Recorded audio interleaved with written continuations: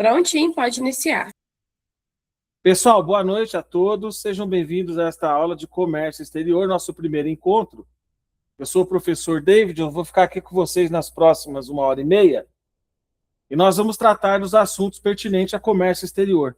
Então, todas as dúvidas que vocês tiverem, tudo aquilo que for relacionado ao comércio exterior, eu estarei aqui para tentar esclarecer um pouco para vocês, ensinar para vocês a matéria e, à medida do possível, a gente discutir algumas coisas que são pertinentes a esse campo do comércio exterior, que é um campo super interessante, tá? Porque o que acontece é que, muitas das vezes, a gente só vê aquilo que a televisão mostra, mas existem um conjunto de regras, técnicas, acordo entre países. Então, tudo isso nós vamos tratar aqui. Informações que são passadas, que são transmitidas aqui ao nosso país, tá? Então, eu já dei aula sobre legislação aduaneira, que é uma aula um pouco parecida, mas agora nós vamos entrar mais no macro, no alto, né, na questão do comércio exterior, como é que ele funciona, tá? Então, existem regras para o comércio exterior. O comércio exterior ele não é elaborado, não é porque o Brasil ele quer vender para os Estados Unidos que os Estados Unidos vai aceitar essa venda, e vice-versa também. Então, existe nesse caminho aí os trâmites internacionais, tá certo? E é disso que nós vamos tratar aqui. Algumas questões interessantes que é para bom andamento da nossa aula. A minha internet, eu só quero lembrar vocês, ela está um pouco instável, então se acontecer qualquer coisa, uma queda, ruído, etc., a gente para a aula, ou a gente retoma, não tem nenhum problema. Eu estou aqui com o link de vocês aberto, temos a tutoria aqui da Lívia para nos assessorar também. Caso seja necessário, a gente já aciona a tutoria, enfim. Nós vamos dar andamento na aula. Eu vou abrir para vocês o slide aqui. E deixa eu ver uma coisa aqui, só um instante, por favor.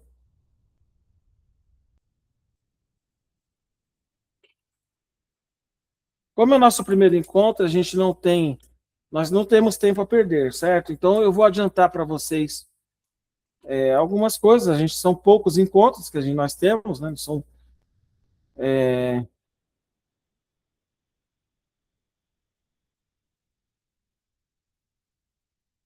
Temos poucos encontros, então a gente não tem tempo a perder. Eu tenho que passar para vocês. Deixa eu ver só um instante, por favor.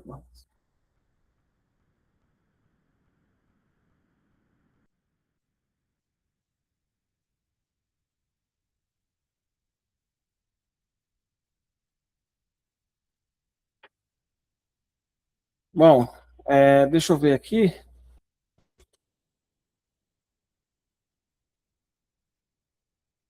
Daqui a pouco eu vou compartilhar com vocês a apresentação. Deixa eu ver se eu consigo o meu site aqui. Só um instante, tá? Vou passar para vocês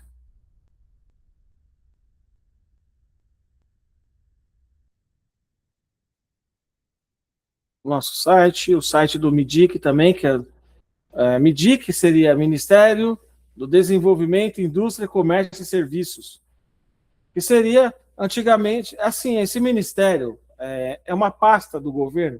Quando se diz uma pasta, eu me refiro ao ministério. O que acontece? É preciso que se tenha o máximo cuidado com algumas pastas, né? Então, eles são como se fossem postos chaves do governo. E, por exemplo, o Ministério da Educação, toda a parte de educação é ele que regra aqui no Brasil. Ele não tem poder nenhum sobre outros domínio estrangeiro. Algumas faculdades, elas têm quem participa do Enem ou já participou sabe que algumas faculdades, elas têm universidades, elas têm como se fosse parcerias com o Ministério da Educação.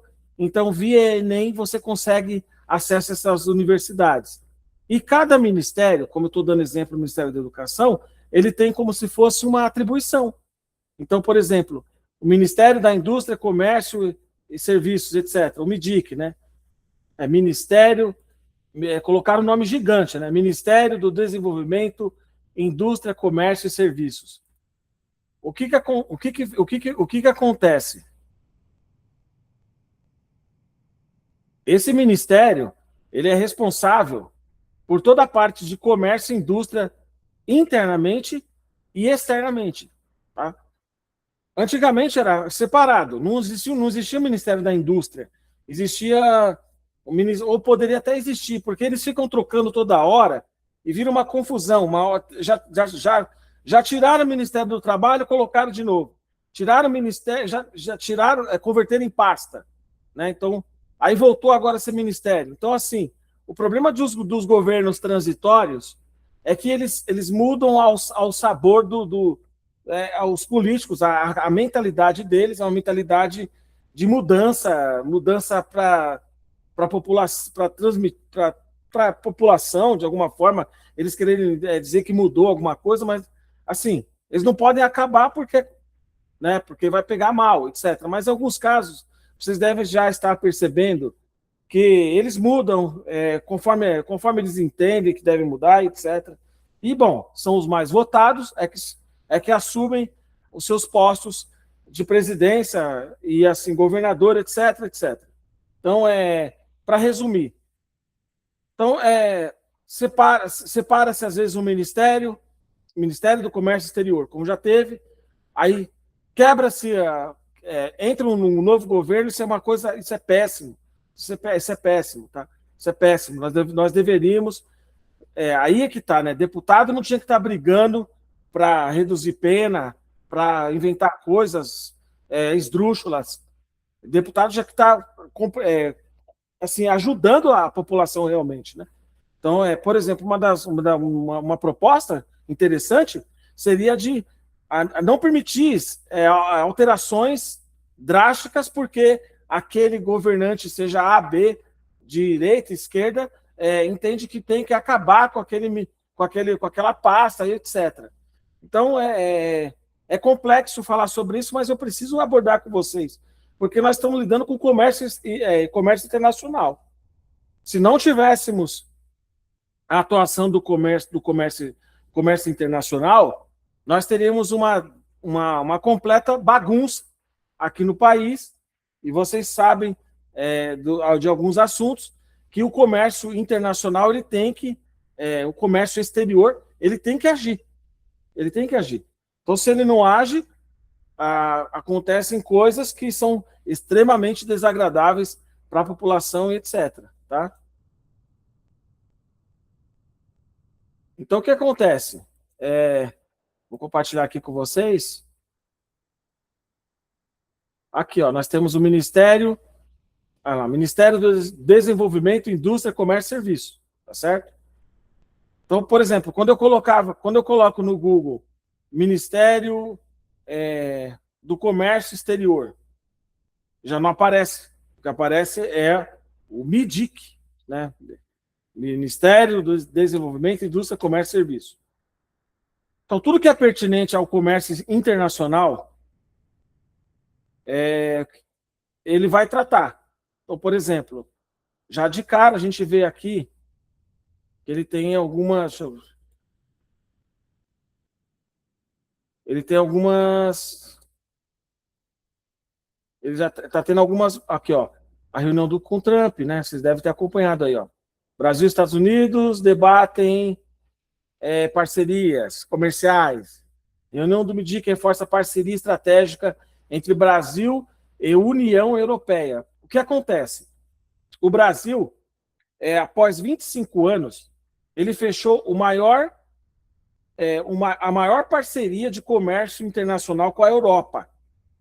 Então, nós vamos se integrar ao comércio exterior da Europa. Então, todos os membros aqui do BRICS, principalmente, eles concordaram em unanimidade em aderir também ao bloco comum europeu. Tá certo? O que acontece? O que vai acontecer? Nós teremos um comércio com a Europa de 700 milhões de consumidores. Tá? Então, eles vão comprar os produtos do Brasil e outros países, Argentina, os países que fazem parte do Mercosul, e nós vamos comprar produtos deles. E aí tem aquela questão de negociação de tarifas, porque sempre é muito caro você trazer um produto importado para o país. Então, esses acordos de livre comércio, eles visam, eles visam essa questão de baratear o seu consumo, né? Por exemplo, aí eu vou falar de... Agora não estou falando da União Europeia. Por exemplo, nós temos o BRICS, tá? Vocês vão ver lá na apostila, tá BRIC, mas é que acredito que não faltou inserir ali a África do Sul. A sigla correta é BRICS. Tá? Então você vai ver BRIC na apostila, mas é BRICS. Então por quê? Porque o BRICS ele é formado por não é só 4 países, eu vi lá 4. Tá? Acho que são 5, né? É Brasil, o BRICS é Brasil, Índia, Rússia, Índia, China e África do Sul. Então, esses formam os BRICS. Então, por exemplo, o que isso tem a ver com a minha vida? O que isso melhora para nós? Por exemplo, obtenção de visto. Para você ir para a Rússia, você não precisa de visto. Tá? Você não precisa. Você precisa comprar a sua passagem. Tá certo? Já não tem essa obrigatoriedade do visto. Embora as delegações russa e chinesa e de países internacionais, sempre é recomendado que você tenha o seu passaporte, tá certo? Mas não é necessário mais o visto. Me parece que a China também agora já retirou os vistos para brasileiros. Deixa eu checar essa informação aqui.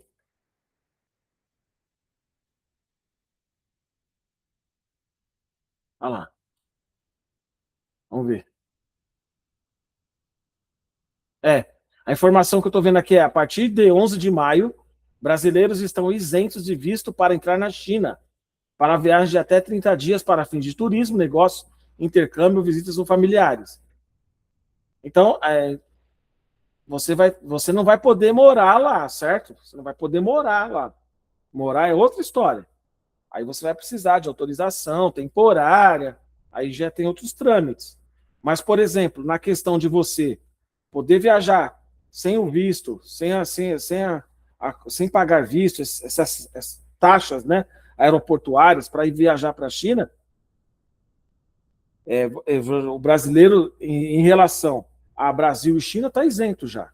Então você vai precisar apresentar lá a sua RG e comprar a sua passagem. Mas é recomendável sempre que você tenha o seu passaporte. Isso é fruto de comércio e estratégia, isso é fruto de comércio e estratégia internacional. Então nós barateamos, nós facilitamos para eles e eles facilitam para nós. Aqui no Brasil, o que nós temos entre acordado aqui, e é uma coisa que faz parte da nossa legislação, é a questão da lei da reciprocidade. O que estabelece essa lei? Que as ações coordenadas de um país ao Brasil serão de igual modo retribuídas, sejam elas boas ou ruins. Então, se facilita visto de entrada para brasileiro na China, a China vai facilitar, a China também tem o oposto. A China facilita a entrada de visto para brasileiros lá. E o contrário também acontece. Se dificultam a entrada de brasileiros nos Estados Unidos, o Brasil dificulta a entrada de americanos aqui.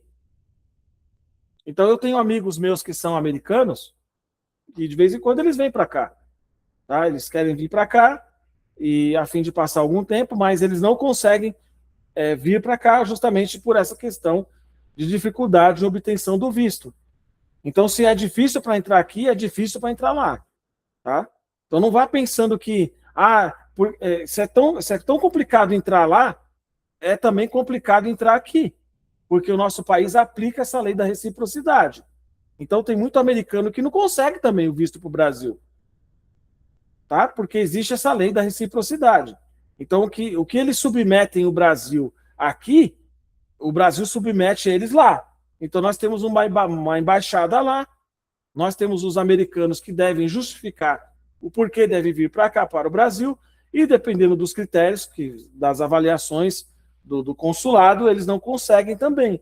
Se é difícil para nós aqui e para lá, para eles também é difícil vir de lá para cá. Tá certo? Isso é o que eu diria que se chama o grande acerto, né? Faz parte do comércio internacional. Eu quero gastar meu dinheiro lá no Brasil, eu quero ir para o Rio de Janeiro, eu sou turista, tal. Então, é analisar a situação deles e aí eles podem ou não conseguir o visto para cá. A mesma coisa é com respeito aos brasileiros que vão até o consulado americano e tentam lá ingressar nos Estados Unidos. Dependendo do caso, eles não serão aceitos lá nos Estados Unidos. A mesma coisa acontece lá. Tá? Em relação na embaixada brasileira, eles vão até lá, etc., pedem as autorizações, é feita uma análise e é visto se é possível ou não eles conseguirem os vistos. Então dá para entender. Então, toda e qualquer notícia que seria pertinente, nós vamos ver aqui nesse site. Ó. Então tivemos a reunião entre o presidente brasileiro e o presidente americano, tá vendo? Vocês podem estar vendo aí, tá? Então, do que se trata? Negócio. É negócio, tá? Mercosul e União Europeia. Vamos lá. Olha lá, Brasil registra a primeira aqui, ó. Isso é importante, tá, pessoal? Ó, Brasil registra primeiras operações com cotas tarifárias do acordo Mercosul e União Europeia. Então, eu falei para vocês, eu acabei de falar para vocês, isso mostra que o professor de vocês eu sou um cara antenado nessas coisas, eu gosto dessas coisas, eu acompanho bastante. Então, eu posso falar para vocês com propriedade. Tá? Então, vocês estão vendo, o Brasil fechou esse acordo, acho que tem um mês ou dois. Agora, já começa, olha lá, carne bovina, de aves, cachaça, cachaça do Brasil, ela é internacional, tá? Para quem não sabe, já tiveram licenças de exportação aprovadas pelo MIDIC, além de operações de importação de chocolates, tomates e queijos no âmbito do acordo comercial. Então nós temos então o Brasil fechou o acordo, não é o empresário, isso é proibido, tá? Não é uma negociação direta. É preciso se obedecer parâmetros governamentais e internacionais. Tá certo? Então, eu já falei para vocês aqui, qualquer problema com a carne do Brasil, ela é brecada, o Brasil é vetado essa exportação de carne para os demais países, para vocês verem como que atua a questão, como é que funciona esse comércio. Então, se eu não seguir exatamente, acabei de ver hoje uma notícia de que as exportações do Brasil para a Europa vão ser suspensas, porque não é que há risco de contaminação. O Brasil vai precisar justificar se usa ou não medicamentos nos animais. Isso não ficou muito claro para eles. Então, como não está claro que tipo de medicamento foi usado, agora eles vão eles vão suspender a exportação de carne brasileira para lá. Tá certo? Então, carne bovina já vai cortar, porque eles descobriram que tem aí um processo de cuidado com os animais que eles não tinham ciência aí, parece que é meio uma desculpa que eles arrumaram, é sempre assim, tá, gente? E nem tudo é 100%, como poderia dizer, 100% honesto. O mundo do comércio internacional, muitas vezes dá suas firulas, porque, concorda comigo? Você vai entrar com uma carne lá, tecnicamente melhor e mais barata, que é a carne bovina brasileira. Se eles compram em euro, eles não compram a carne do Brasil em euro. Pode até comprar, mas eles vão pagar aqui em reais, tá certo? Eles vão comprar, as taxas vão ser de acordo com as moedas dos países que aderiram ao acordo. Então tem tudo isso, tá certo? Pode ter lá o euro vale 5 ou 6 reais, tá certo? Então, para vocês entenderem como é que funciona essa questão do comércio internacional. É muito sério e deveria se ter aulas mais abrangentes nas escolas fortalecer o conhecimento dos alunos na questão do comércio internacional. Você vê, está tendo essa exportação, está sendo vetada a carne do Brasil, porque não se tem ideia mais de como a carne é tratada. Então eles precisam, cada país tem o seu jeito, tá? Eu já falei para vocês aqui na aula de legislação aduaneira, que, por exemplo, na Arábia, nos países árabes, os animais têm um processo de serem mortos. Você não pode... o judeu não come carne de animal enforcado, animal estrangulado.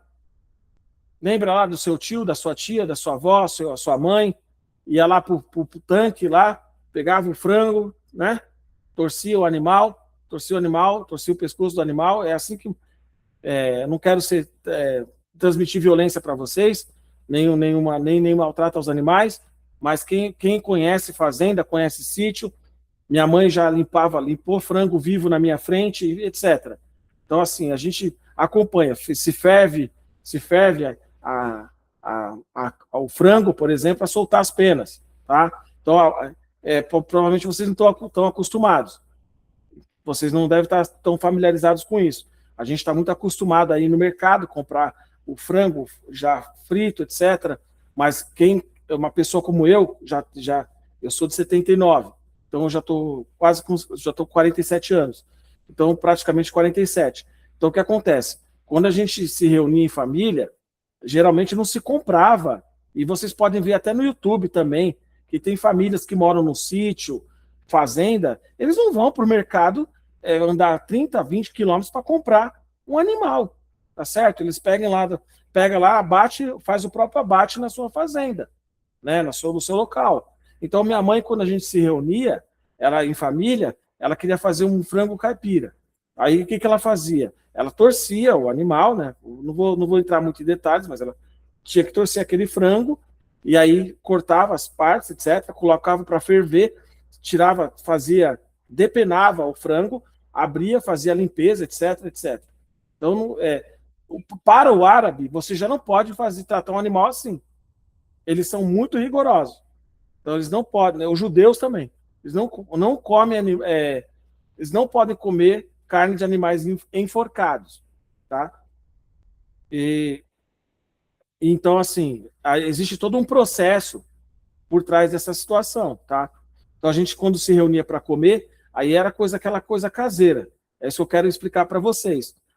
Minha própria mãe preparava, as minhas tias ajudavam, etc. Era aquela limpeza, limpava os frangos, eles mesmos, a minha mãe preparava tudo ali, fazia assado, todos comíamos, e assim.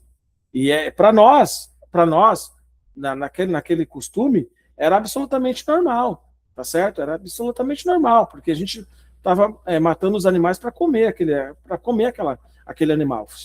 Frango, carne de porco. Quantas vezes não vi meu pai trazendo comprando porco fresco para levar para casa, etc. Só que, para os países árabes, eles estão atentos ao quê? Como esse animal é morto. Tá? O judeu também. Então, é preciso seguir as regras estabelecidas por eles. Senão você não consegue vender a carne para lá. Tá certo? Dito isso, vamos continuar com a nossa aula aqui. Então, só para exemplificar para vocês, aquela forma caseira de abate de animais não pode ser feita com animais que vão ser vendidos para países árabes ou países judeus. Por exemplo, a União Europeia, ela quer saber exatamente como é tratado os animais aqui. É o boi verde. Prova para mim que é o boi verde. Eles chamam de boi verde aquele boi que é tratado no pasto. Tá certo? Então, peraí. Tecnicamente, vai chegar uma carne lá mais barata, uma carne mais barata e mais e de melhor qualidade. Isso aí atrapalha os agricultores, né, que trabalham com esse tipo de a agropecuária desse país, ela vai ser dos países europeus, elas estão em compromisso, tá? Elas vão se comprometer, porque se o Brasil está garantindo que vai enviar para lá um boi chamado boi verde, que é o boi, que é aquele boi tratado no pasto, etc., eles também vão querer a reciprocidade, vão querer provas de que esse boi realmente é tratado dessa maneira. Já falei para vocês muito em legislação aduaneira sobre isso. Então, o comércio entre os países, eles acontecem, desde que você siga as regras daquele país. Já falei para vocês isso numa aula de legislação aduaneira, sobre a questão dos produtos do iPhone, do iPhone lá no Japão, que ele não tem câmera, tá? Os países árabes também não tem câmera. E por quê? Se você for comprar um iPhone e vocês, pasmem, acreditem que é verdade o que eu estou falando, porque eu trabalhei com esse produto e é uma coisa assim do outro mundo. Então a pessoa vai, eu vou viajar, um exemplo, né? Vou viajar para fora, aí lá eu compro o meu iPhone. Gente, há toda uma legislação da Anatel aqui sobre esse aparelho. Então, o meu conselho é, sempre compre o produto nacional. Ou compre o produto que é regulamentado pela Anatel aqui. Vejam lá nas tabelas, a Anatel provavelmente deve divulgar. Porque se você compra, por exemplo, um iPhone nos Estados Unidos, é óbvio que eles seguem as regras da Horizon lá, da Horizon, né? Horizon que eles falam. Enfim, tem outras, AT&T, então tudo totalmente diferente. É totalmente diferente. Tem regiões nos Estados Unidos, que eu fiquei sabendo, que eles ainda usam o celular analógico, tá? Não tem tem o digital lá, tem o rádio, tem o analógico. Tudo funciona, tá certo? Então, o que acontece? Eles não desativaram nada. Nós aqui preferimos a rede totalmente digital. E abrimos mão, né, da analógica, etc. Então, todos os aparelhos agora é digital, em rede digital, e não rede analógica. Então, não tem mais analógico.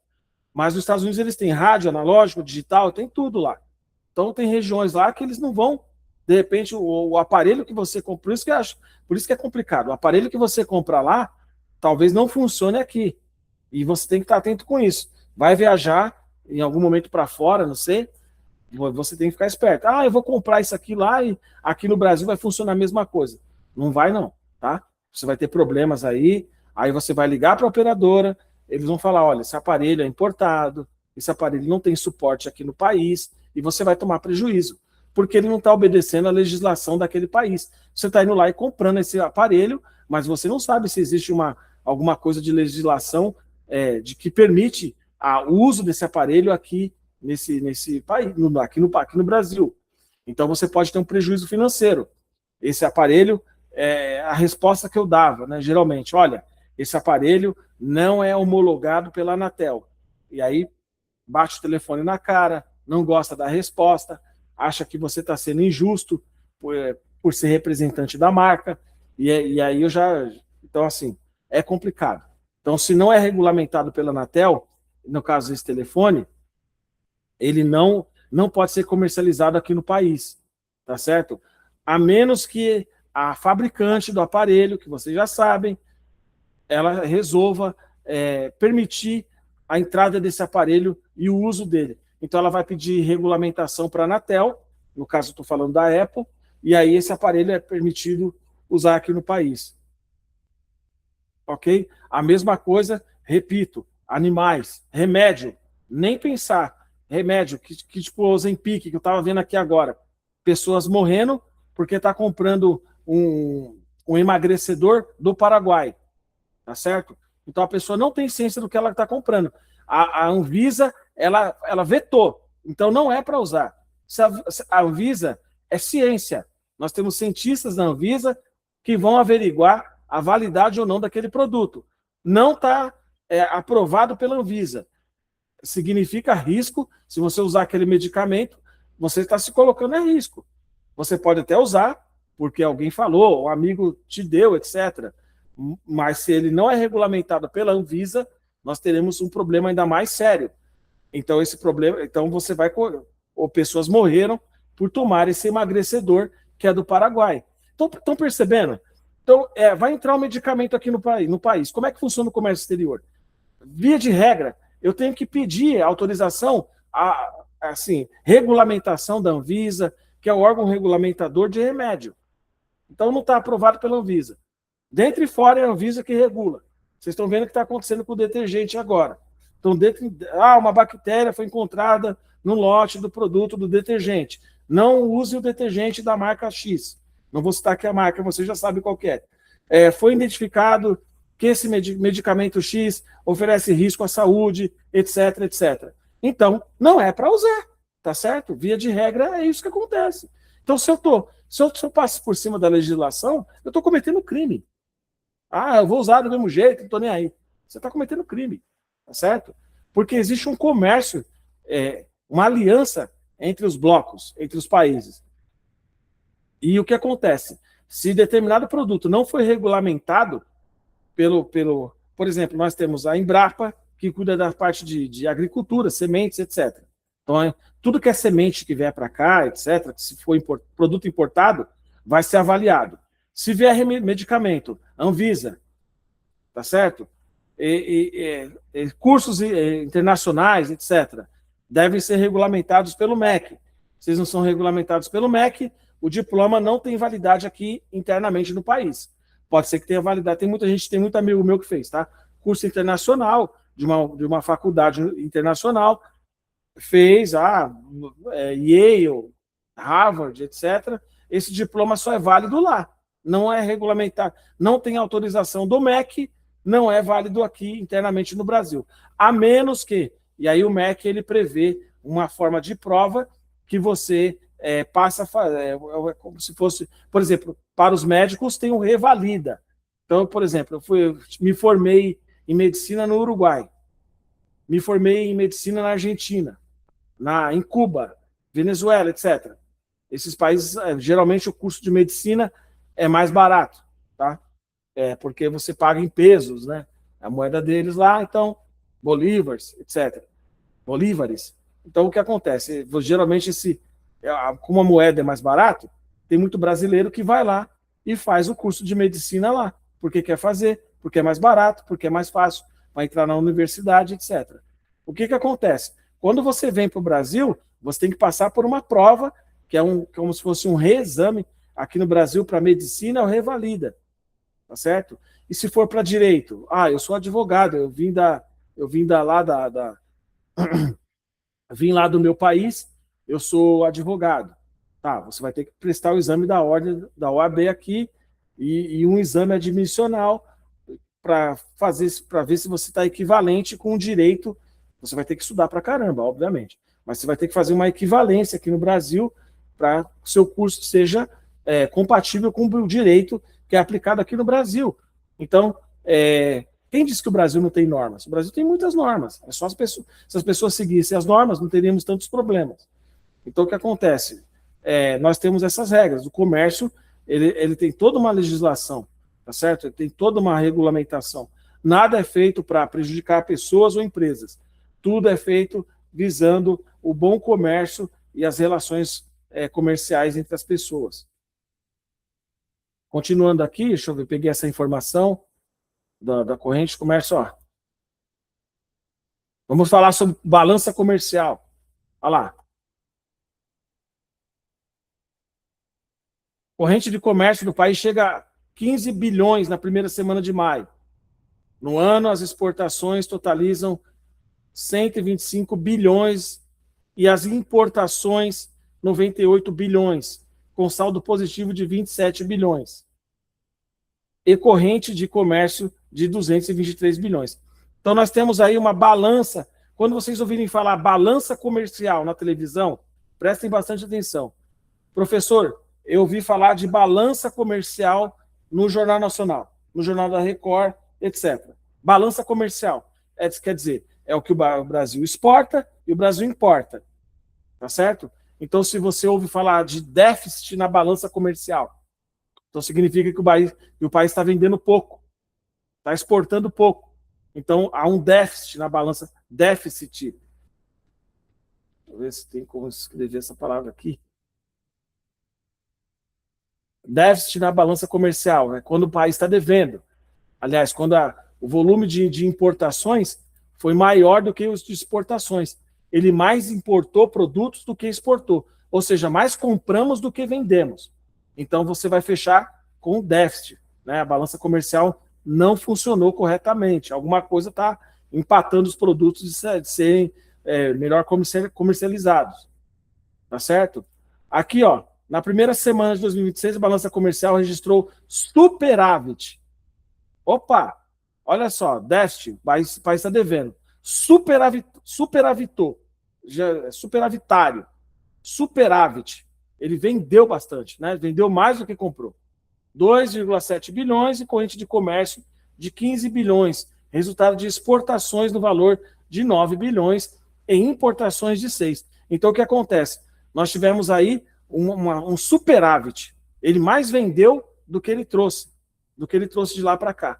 Tá certo? Nós mais exportamos do que importamos. Isso é importante vocês saberem, pessoal. Para a disciplina de comércio exterior, isso o que é um superávit? O que é um déficit? Pode ser que caia aí no Enem da vida, numa prova de concursos, etc. Ou até mesmo vocês sejam questionados a respeito desses termos.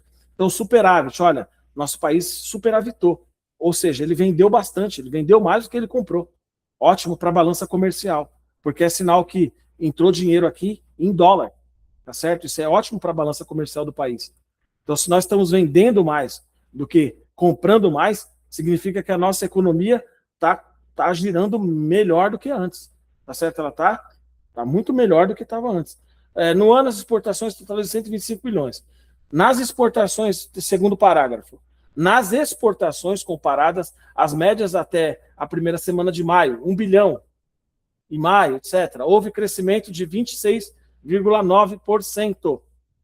Em relação às importações, houve crescimento de 16,1%.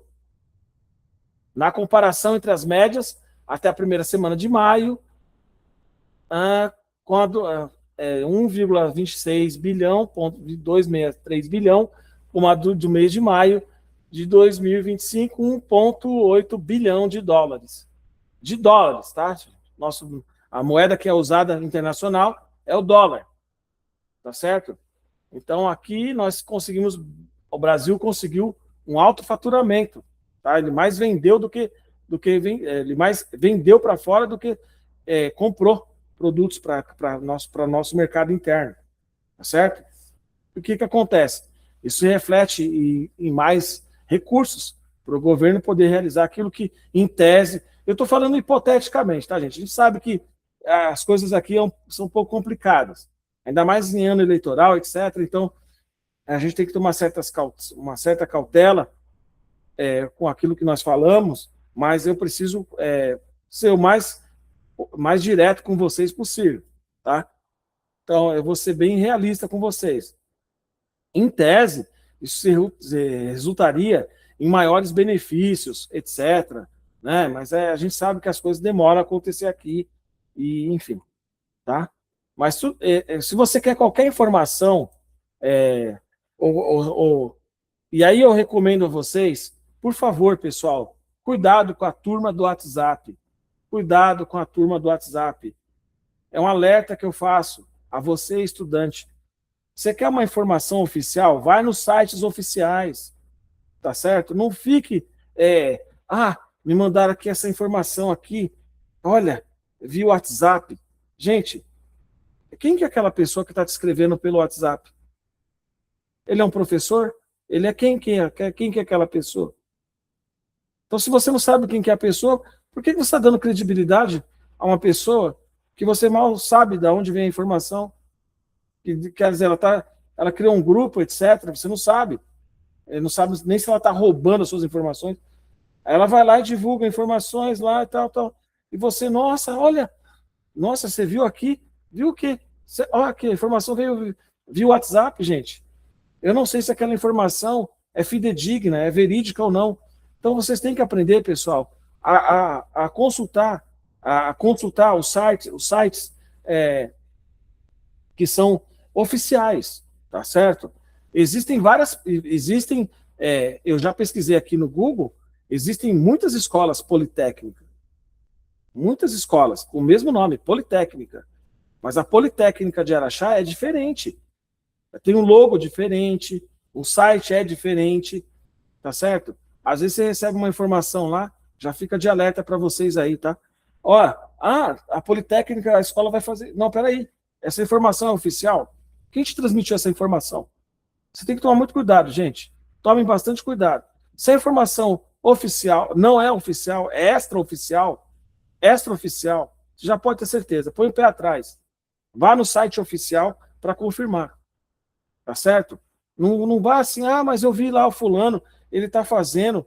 Não é assim que funciona. Nós temos o site oficial, governamental. Então, se a informação oficial está declarada pelo governo. Beleza, ok.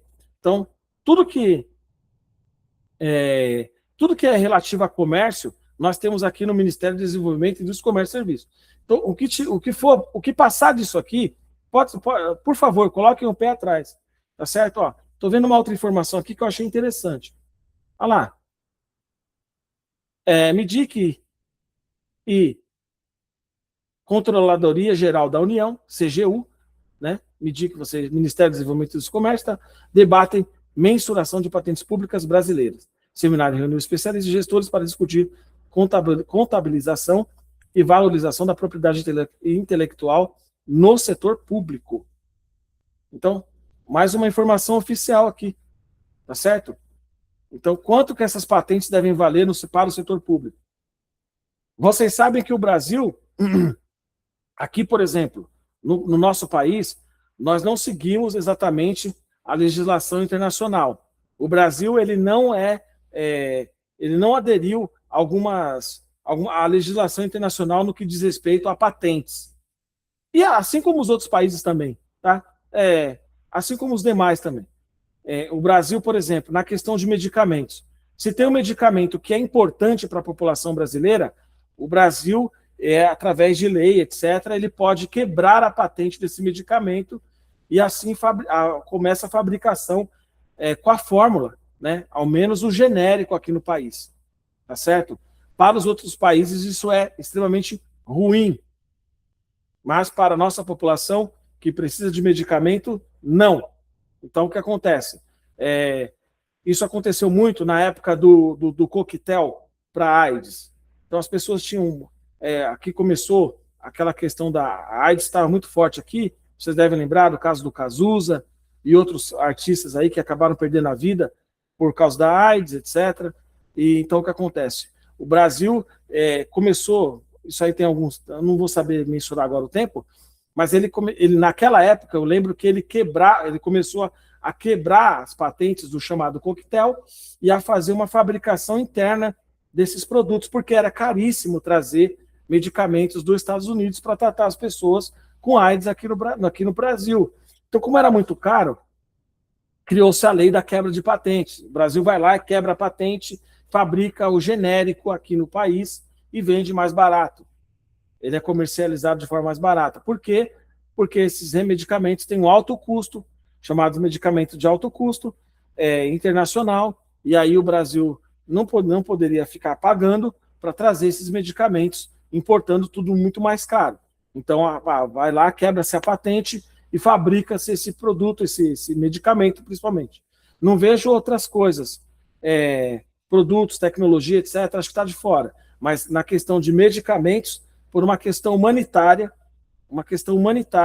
o país, né, principalmente nessa época aí de vocês, muitos de vocês não estão lembrados, mas nessa época teve um surto do HIV aqui no país e ele precisou quebrar as patentes para fazer esses coquetéis aí de medicamentos e fazer o genérico aqui no país.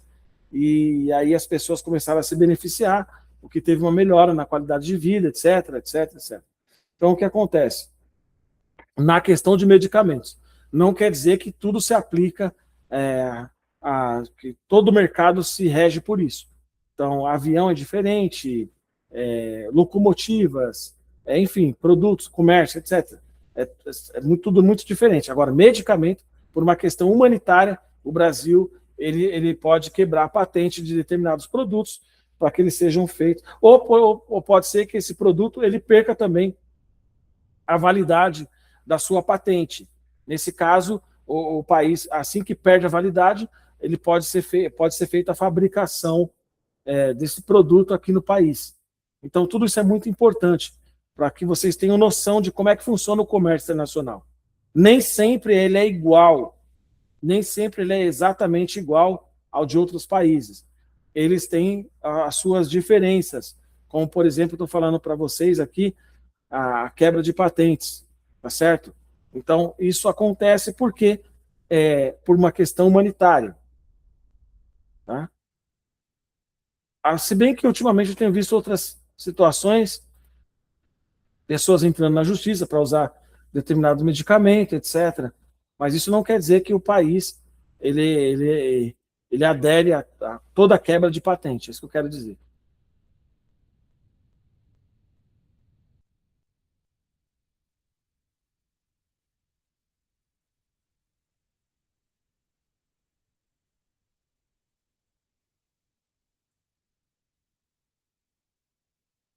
Bom, vamos tratar outro tema agora, vou abrir a apresentação para vocês. Aqui. Eu vou depois disponibilizar essa aula para vocês no grupo, no nosso grupo aqui. A nossa tutoria está cuidando melhor de vocês, tá bom? Na questão dos assuntos que nós estamos tratando hoje. Então, a disciplina é comércio exterior, nosso encontro é um.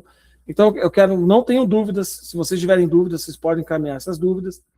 Eu ia trazer para vocês um outro tema também super atual, que é a questão do Estreito de Hormuz. Poucos de vocês sabem, mas o Estreito de Hormuz, ele, ele é lá no, ele é lá no Iraque, né? Ele passa pelo Iraque, ele passa pelos países do chamado Golfo, ele é fronteiriço, né? Ver aqui uma coisa.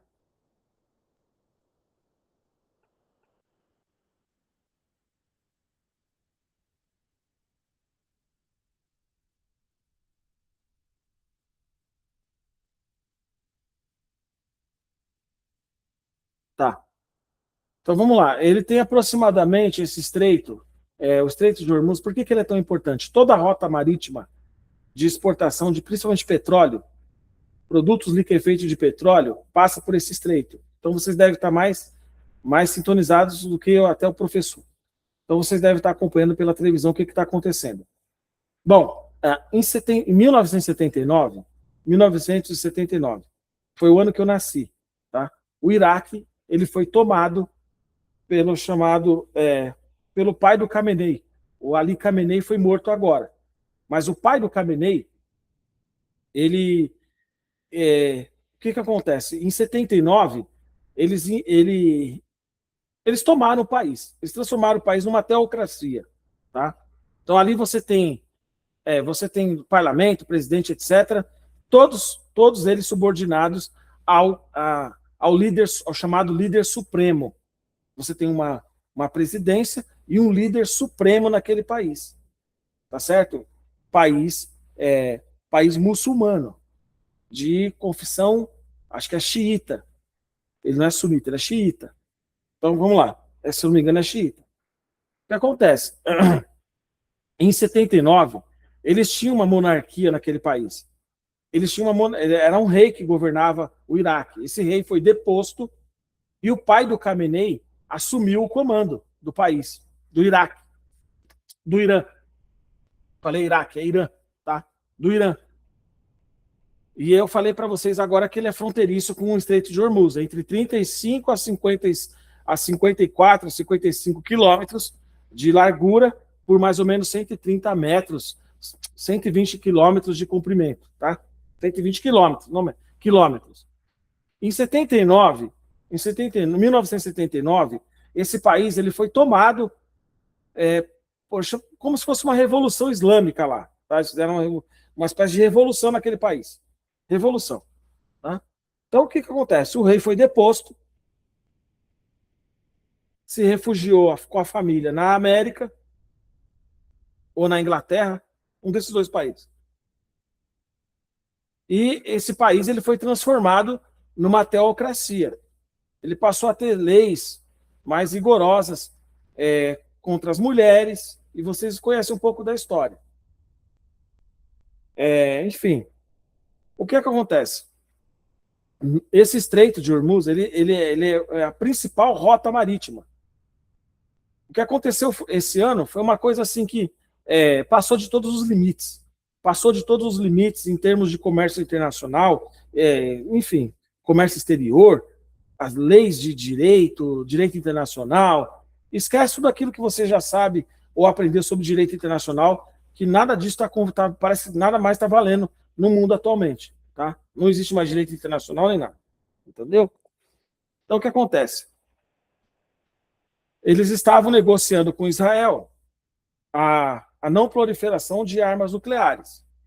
Fizeram um encontro lá mesmo no Iraque, se reuniram lá. Permitiram a entrada de investigadores internacionais, porque, segundo eles, estou falando eles lá, eles não estão fabricando armas nucleares. Ocorre que, durante a reunião, o Khamenei foi morto lá. O Ali Khamenei, que era o atual líder supremo, foi morto. E para essa nação, é uma nação teocrática. Eles não são democráticos, eles são teocráticos. Primeiro vem a lei muçulmana, depois vem as demais leis. Lembra que eu falei para vocês? Todo comércio que é feito com um determinado país, ele obedece legislação internacional e legislação do próprio país. A primeira coisa que o Irã, primeira iniciativa que o Irã tomou, vamos fechar o Estreito de Hormuz. O que acontece, o que vocês estão vendo acontecer é uma escalada da guerra, tá certo? Aí tem-se acordos, aí começa-se a mesa de negociação, né?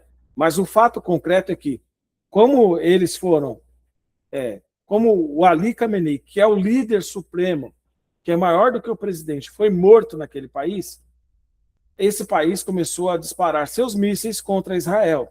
Israel revidou, está revidado. E aí o resto é história. Você já sabe o que eu quero dizer, né? Então você já deve estar mais ciente do que eu pela história.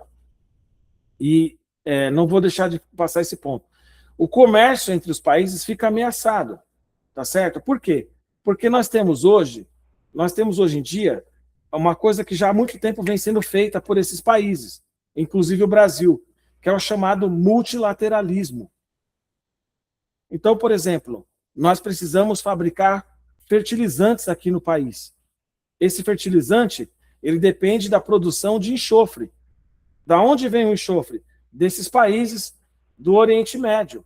Então, se o estreito está fechado, a questão do enxofre não chega aqui no país, e o que compromete a fabricação do nosso fertilizante aqui nacional, porque nós não temos o enxofre, a não ser que alguém conheça alguma mineradora de enxofre, mas aqui no Brasil não tem, tá certo? Essa fabricação tão forte assim, não como é feito lá fora.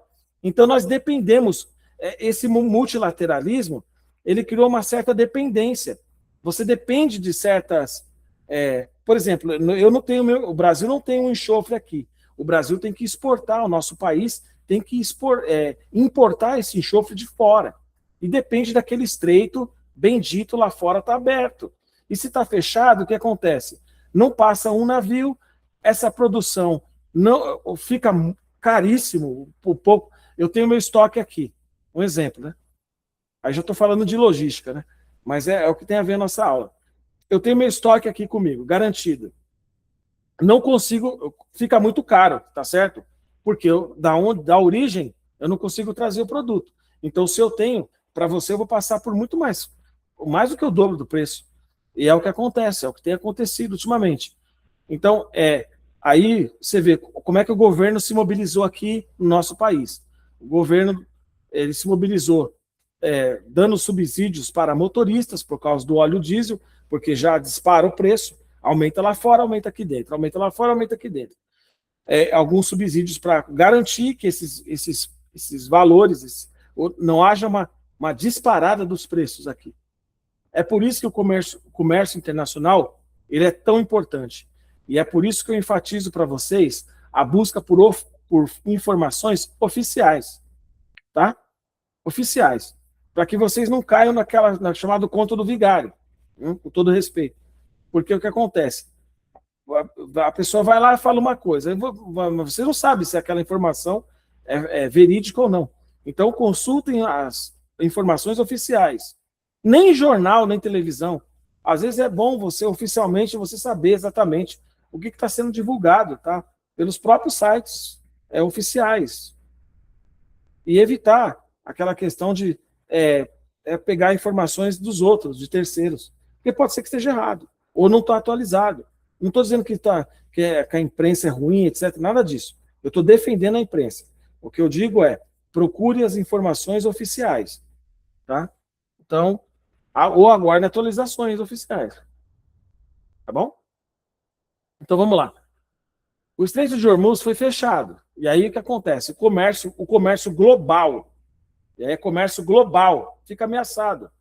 Porque nós temos o multilateralismo.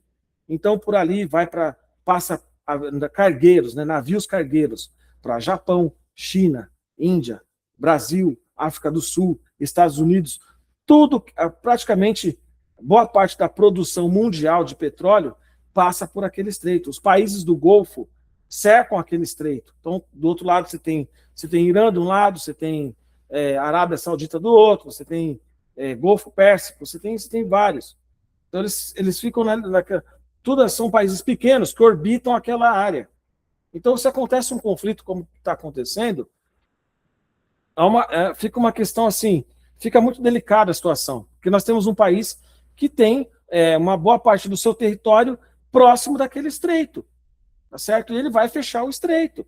Então, agora os governos, vocês estão vendo, acompanhando na televisão, aquela movimentação, correria para reabrir o estreito, negociação de paz, etc. Entenderam? Então, só para você ter uma ideia, o comércio é multilateral. Nós não temos jazidas de enxofre aqui no país. O enxofre que serve como matéria-prima para a fabricação de fertilizantes, ele vem desses países. É por isso que a produção aqui fica comprometida. E outros produtos também, derivados de petróleo, etc., que servem para a fabricação de medicamento. Precisa chegar essa matéria-prima lá na Índia. Por quê? Porque nós somos grandes consumidores de produtos farmacêuticos cujo composto é feito na Índia. Então, percebam essa situação. O multilateralismo, ele tem os seus benefícios, mas ele também carrega consigo os seus malefícios, tá? Então, ainda mais se há guerras entre países, a sua produção fica comprometida, porque tudo você depende desses países que fabricam a matéria-prima que você vai comprar deles. Não chega aqui de graça. 1 quilo de enxofre, ele é comprado, mas por esses países estar em guerra, o preço fica muito elevado. E as empresas que utilizam esse enxofre para fabricação interna aqui no país ficam com a sua produção comprometida pela falta desse insumo para a fabricação do fertilizante. Esse é só um exemplo. Tem muito mais coisa. Tá? Vocês devem estar lembrados, na época da pandemia, nós tivemos aí a questão dos respiradores que são fabricados lá na China. Tá certo? Então, precisávamos desses equipamentos, mas nós não temos a fabricação, não tínhamos ainda. Talvez eu não estou não estou muito a par disso, mas talvez o país já tenha fabricação própria a uma altura dessa. Porque você não pode, que nem no caso tivemos a pandemia, ficar à mercê da fabricação de respiradores em outro país. Então, no caso, o maior fabricante era a China. E fica muito complicado. Você já sabe o que acontece. Faltou respirador, gente morreu no hospital por falta de respirador mecânico. Vamos lá. O que você vai aprender hoje com essa aula? Definir comércio exterior, identificar suas principais motivações. 2.2. Compreender o panorama histórico do Brasil no comércio internacional. Ponto 3. Reconhecer os desafios enfrentados pelas pequenas e médias empresas. PMES. PMEs. PMEs. Fale para, tá? São pequenas e médias empresas. E quarto, identificar os principais órgãos da estrutura brasileira de comércio exterior. O comércio internacional, é como eu falei, tudo que eu falei para vocês. O comércio internacional aproximou as nações, possibilitando um intercâmbio de bens e serviços de forma ágil e segura. Não tão segura assim, né? Porque a gente já está vendo que não adianta. Comércio exterior vai muito além de vender para fora. É o que eu acabei de falar para vocês. Todo comércio internacional regido por regras. É possível ser feito desde que se cumpram as regras.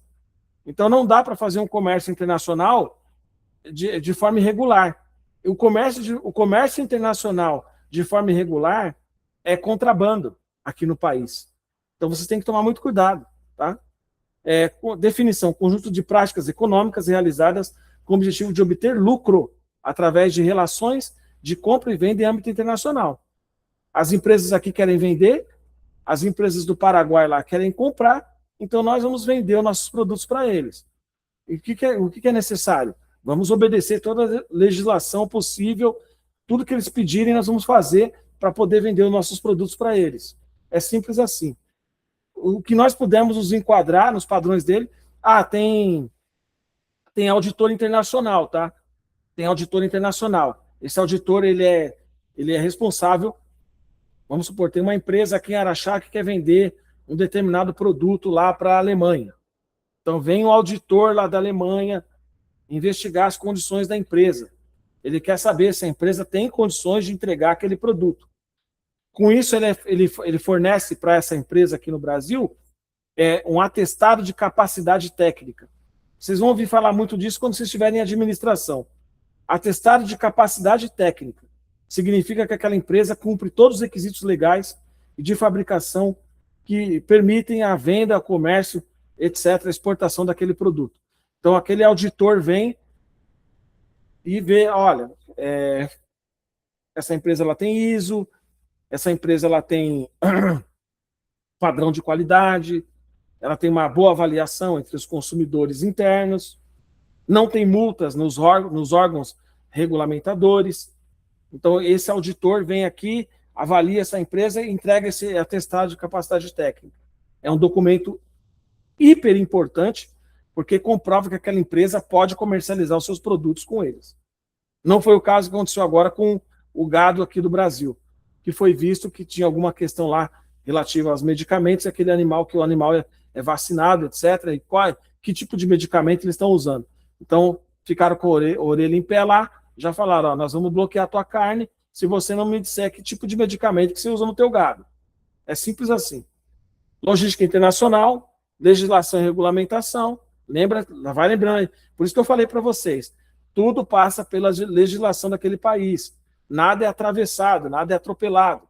Tudo tem que cumprir regras daqui, regras de lá. Financiamentos e câmbio. Estratégia de marketing global. Principais motivações das empresas para exportar e importar. Aí agora sai do governo e entra para as empresas. Expansão mercadológica. Conquistar novos consumidores, que é o que o Brasil está querendo agora com esse acordo com a União Europeia. Nós queremos aqueles consumidores lá. Crescimento financeiro. Aumentar faturamento e lucratividade. Redução de custos. Obter insumos mais baratos no exterior. Otimização de distribuição, diversificar canais de venda. Então, por exemplo, você pode trazer produtos mais baratos para o Brasil exporta produtos mais baratos para determinado país. É por isso que lá no começo do ano, quando o presidente Trump colocou as tarifas, nós tivemos uma série de problemas, tá? Porque houve um atropelamento aí, né? Houve um desregramento do mercado. O mercado consumidor passou a sofrer. Inclusive, eu ouvi falar de cartelas de ovos nos Estados Unidos a R$80, para vocês terem uma ideia de como está a coisa lá. Tá? Então, não é simples assim. Lembra, a turma que está comigo há mais tempo já sabe o que eu estou falando. Lembra que eu dei uma aula para vocês, que eu falei Quando o governo interfere demais, atrapalha. Quando o governo interfere de menos, também atrapalha. O governo precisa atuar na medida certa. Nem interferir muito, nem interferir, nem deixar correr solto. Tá? Ele tem que ter um regramento, mínimo que seja, mas precisa existir esse regramento. Porque senão, acontece o que está acontecendo agora. Então, quando há muita interferência do governo, atrapalha o mercado. Isso é princípio de economia, isso aí vem lá de Adam Smith, etc. Quando há muita interferência do governo, atrapalha o mercado. Quando há interferência de menos, você favorece a desigualdade, o que é ruim para a população de determinado país. Então, você vê, nem invadir demais e nem deixar solto como se não tivesse regulamentação. Tá certo? Interesses dos governos, obviamente, interesses dos governos, agregação de valor, confiança no cenário internacional. Nós somos um país, infelizmente, ainda muito dependente do cenário internacional. Acho que nossos governantes, eles deveriam estar mais preocupados com o cenário interno do que o cenário externo. Mesmo que isso implique uma questão de valores, tá? É uma questão financeira que eu estou falando. Mas aí o governo, nós somos muito dependentes do cenário internacional. Então, no cenário desse que tem guerra, nós não temos um banco, um depósito gigantesco de enxofre aqui para trazer, para só encostar o caminhão e trazer. Não tem isso aqui. Vem de fora. Então, o Brasil depende muito ainda do mercado externo. E isso é muito complicado, pessoal. No multilateralismo, onde cada um agora parece estar olhando para si, o comércio internacional, o comércio exterior está muito comprometido ultimamente. Muito, muito chato. Movimentação de divisas estrangeiras e equilíbrio cambial. Geração de emprego, renda para a população. Lembra que lá atrás, o Brasil era um grande exportador de commodities. Commodities, guardem o que eu vou falar aqui. Commodities, se quiserem anotar, anotem. São produtos de baixo valor agregado. Arroz, café, feijão, milho. Esses são commodities. Frutas, legumes, etc. São produtos de baixo valor agregado. Tá certo? Agora o país está procurando uma forma de se reindustrializar novamente. Então você deve estar ouvindo aí fábrica de carro, fábrica de avião, fábrica disso, fábrica daquilo, vindo montar suas instalações aqui para fabricar os seus produtos. Tá certo? Então nós nós estamos deixando um pouco o foco na commodity para focar em produtos tecnológicos. As terras raras, por exemplo. As terras raras é uma questão de alta tecnologia. Não dá para você extrair a terra rara de qualquer maneira. Não é só ter a mineradora lá. Não, é preciso todo um equipamento de linha, de ponta, de primeiro mundo, para você conseguir extrair a terra rara. Justamente por ser terra rara, porque como é que você vai extrair esse minério? São 17 minerais. Então, os equipamentos que são para terra rara é muito diferente de uma mineradora normal. Quem conhece mineradora normal sabe o que eu estou falando. Tá? Não tô. Se você vai. É diferente. Você, por exemplo, nós temos aqui em Araxá a CBMN. Ela cuida do quê? De nióbio. É diferente. A terra rara é muito diferente. É outro projeto, outro esquema. São 17 minerais concentrados. Então, aí vocês podem ver como é que funciona. Por aí vocês têm uma ideia. Então, a planta ela é tecnológica, totalmente diferente. Tá? Ter acesso à fonte de financiamento, definir política de marketing alinhada ao mercado-alvo, obviamente. Ninguém quer passar vergonha lá fora, ninguém quer passar vexame, quer que seu produto tenha uma boa imagem, né? Atentar a preços, embalagem, qualidade, logística e transporte. Interesses dos governos, está bem separado aqui no slide, né? Eu separei bem, ó, para vocês poderem entender depois. Interesses do governo é uma coisa, requisitos para as empresas é outra coisa, tá? Então, o governo quer os seus impostos, né? impacto positivo na balança comercial. É legal você ver, olha, vocês não ouviram falar agora do superávit que o Brasil teve? Todos ficaram, acredito que, assim, poxa, que legal, que vai, né? Poxa, o Brasil está vendendo mais do que está comprando. Então, assim, é uma coisa positiva, digamos assim, né? É um dado positivo. Não significa que a maioria da população tem acesso a esse conhecimento e muitas vezes quer saber do que está acontecendo lá fora ou de balança comercial, não tem gente que não está nem aí. Mas é um dado positivo, enfim, e o governo gosta de apresentar esses dados, e é obrigado a apresentar esses dados também, o que em tese significa que o país está indo bem. Não significa que internamente ele está indo bem, mas em tese significa que mostra para as demais nações que aquele país está, digamos, cumprindo as regras do mercado do comércio internacional.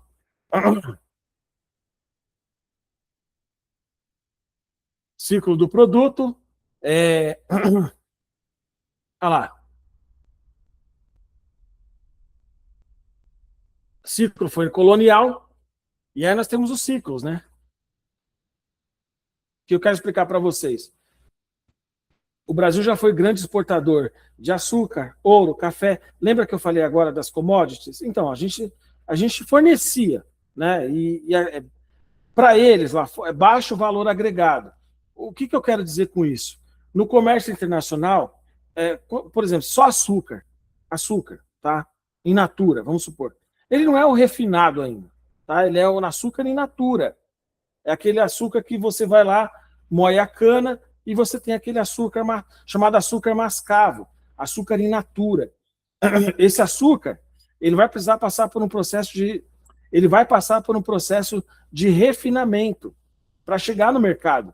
Então, como o Brasil focou nas commodities, nós perdemos aí uma janela muito boa de oportunidades, porque ao passo que nós estávamos focando aqui no comércio internacional de commodities, e é o que move o Brasil, né? Boa parte do país ainda até hoje, o fornecimento de matéria-prima, o pessoal lá fora estava focando em tecnologia.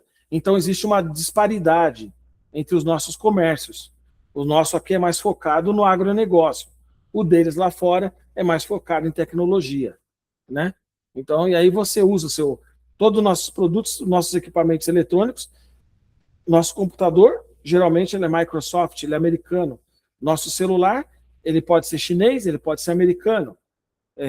Enfim, o software que você usa, o aplicativo que você usa, talvez seja de um produtor de conteúdo americano, de um programador americano ou chinês. O TikTok é chinês. Então a gente consome bastante coisa importada. Só que a gente pensa, já está meio que inserido nessa sociedade de consumo, né? Meu celular aqui é chinês, tá? Meu computador é americano. E assim, então existe esse comércio entre os países, né? Então, e aí por quê? Mas assim, ninguém vai trocar um computador por açúcar, tá certo? Então, a moeda corrente é o dólar e etc. E aí você já sabe por onde vai esse caminho. Então, no passado, o país era um grande exportador de açúcar, ouro, café. Diversificou para manufaturados e agrícolas a partir dos anos 90. Então, essa potência que é o agronegócio aqui no país começou, tem o quê? 20 anos, deixa eu ver, 90, 2000, 20 anos, né? 26 anos. Essa potência agrícola que é hoje o país, ela foi construída, enfim, e há muitos anos atrás, desde a década de 90, né? Então, é isso que acontece. São mais de 20 anos aí nessa corrida para fabricar produtos agrícolas, o agronegócio. Né? Então, assim, são vários, são produtos manufaturados e agrícolas. Então, está entrando alguma coisa de manufaturado? Está entrando. Está diversificando agora, tá? Mas isso já era para ter sido feito há muito tempo. Mas não foi feito. O porquê?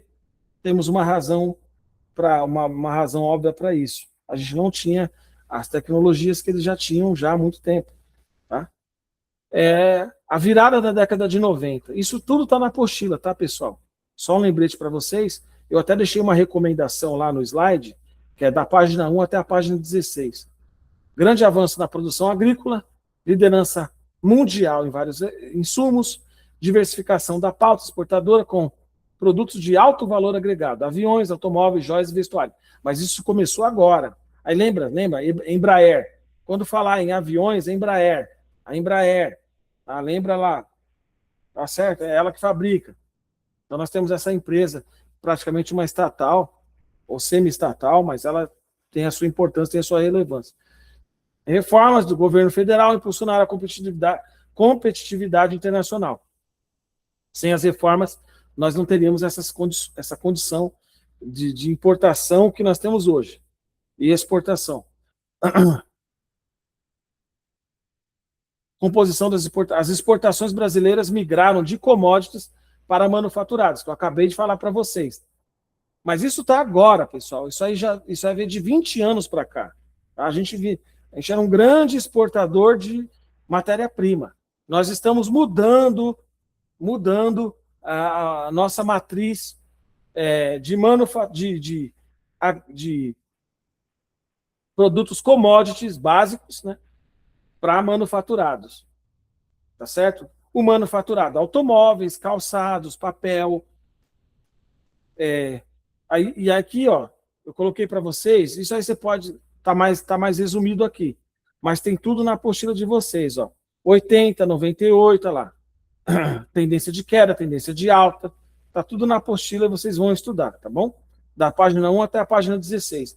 E, pessoal, eu estava lendo essa apostila de comércio exterior, exceto pela questão do BRICS, que está lá BRIC, e tem que corrigir isso depois, mas o conteúdo está super bacana, viu? Eu gostei muito, até já estudando aqui para passar o conteúdo para vocês, gostei do conteúdo da apostila, tá?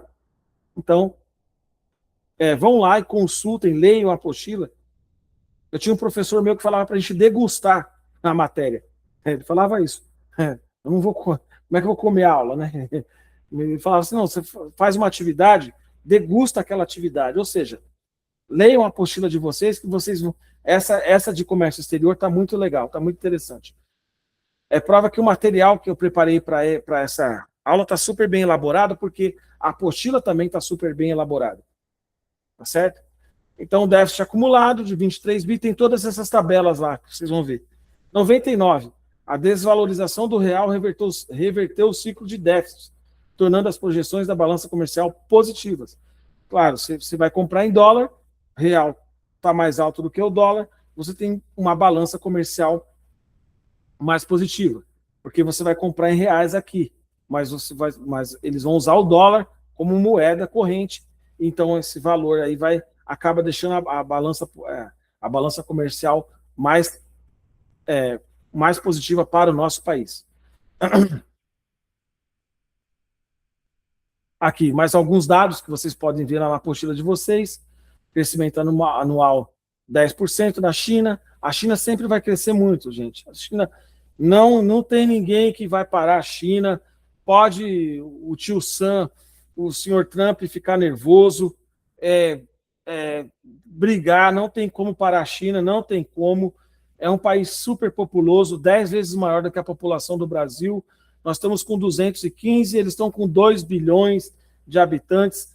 É muita gente, é gente pra caramba, ninguém para aquele país. Eles praticam a engenharia reversa mesmo, o câmbio estático, para que o dólar não tenha influência lá. Então, assim, ninguém para mais a China, tá? Ninguém. Se alguém estiver pensando que vai parar, não vai. Primeiro, porque eles têm uma população, né, tecnicamente, uma população jovem, tá? Mas os Estados Unidos devem ter o quê? 1.500 anos de existência, a China tem 5.000 anos. Então, não adianta, tá? E eles fizeram a lição de casa, né? Eles fizeram a lição de casa.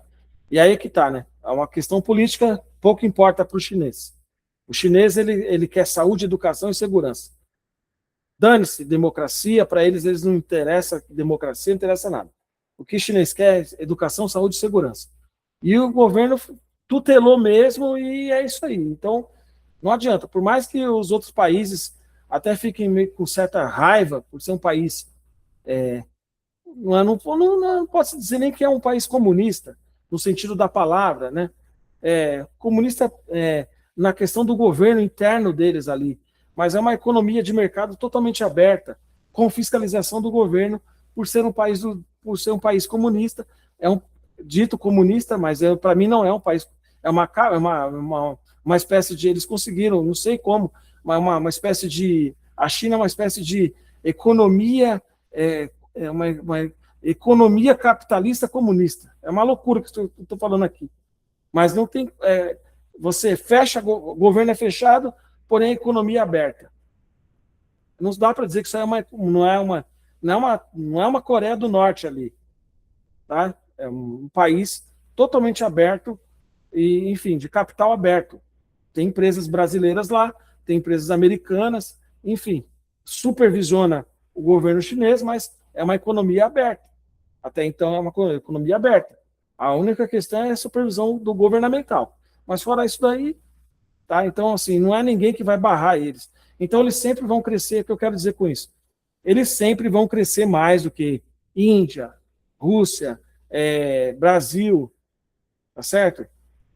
Em 2006, nós tivemos aí um crescimento de 3 a 4%.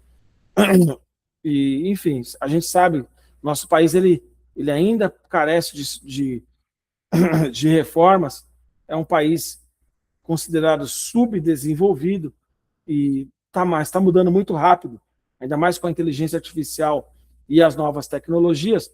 Nosso país está alcançando patamares que antes não eram possíveis, porque nós temos acesso à internet e quem tem acesso à tecnologia consegue muita coisa aí, consegue atualizar muita coisa.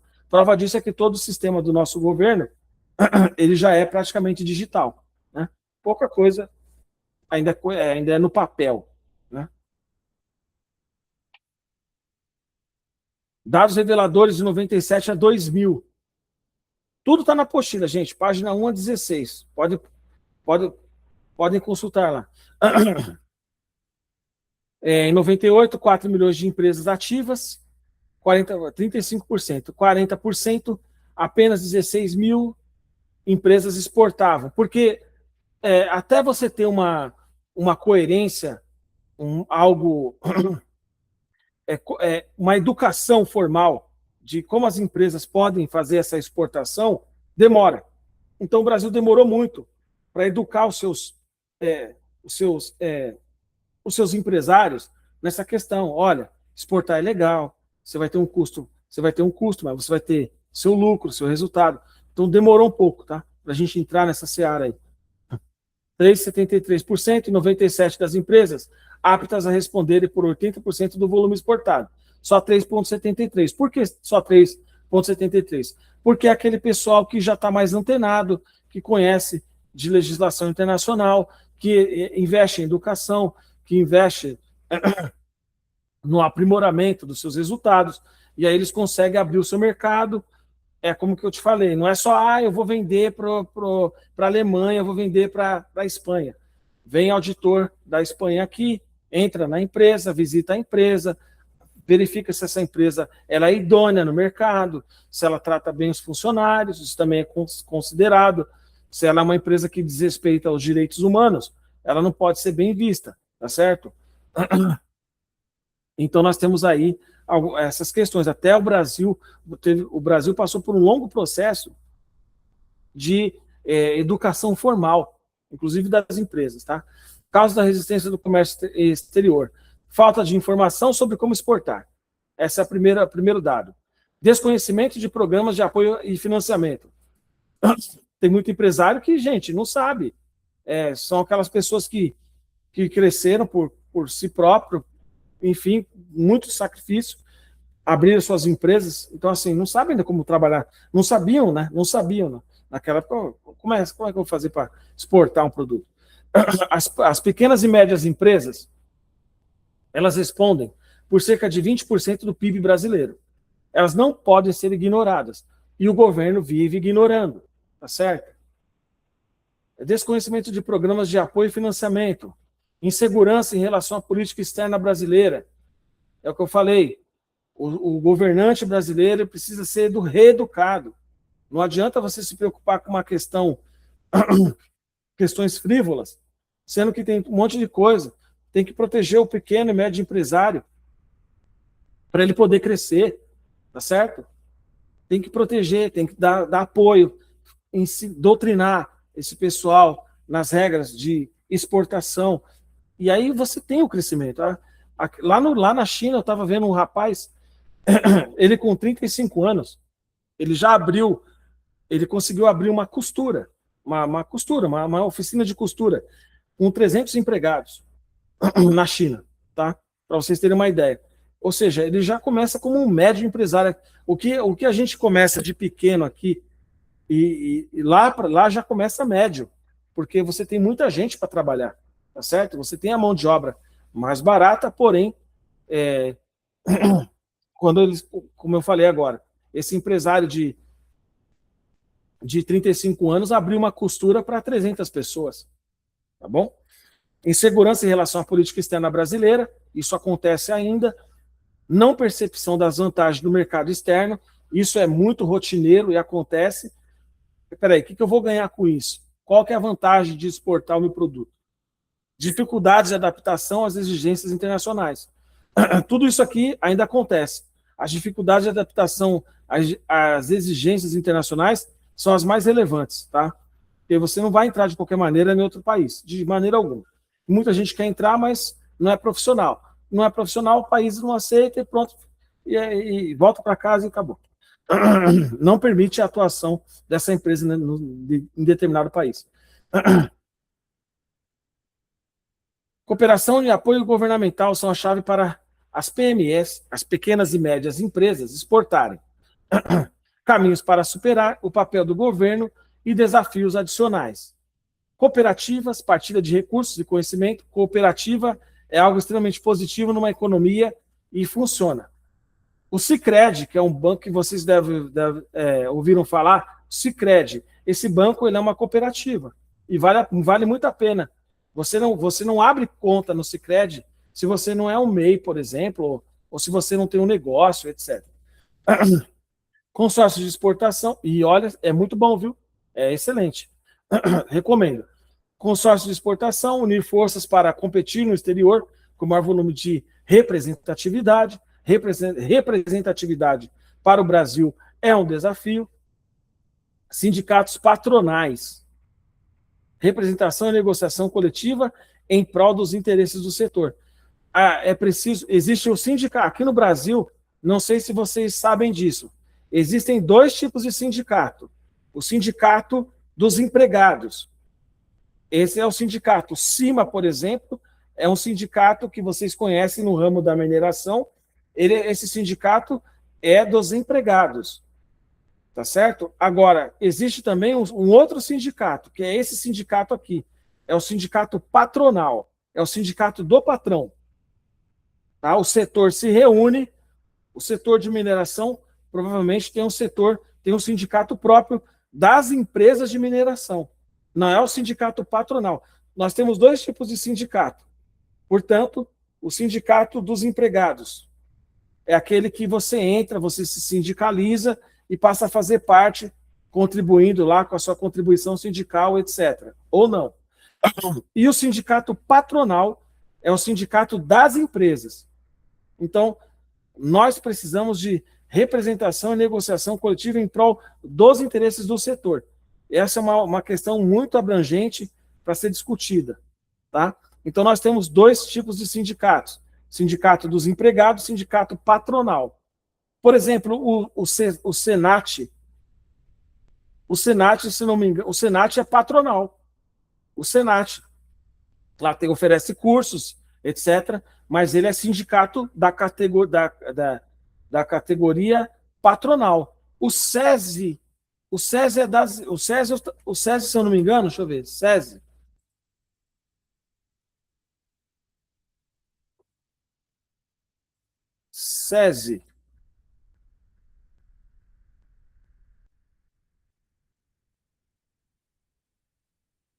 Olha lá, SESI significa Serviço Social da Indústria. Então, ele não é um sindicato, ele é um serviço social. Ele vai oferecer algum serviço. Não quer dizer que ele não tem relação com o sindicato. É um serviço das indústrias, as empresas que querem fazer esse tipo, querem prestar esse tipo de serviço através do SESI. Entendeu?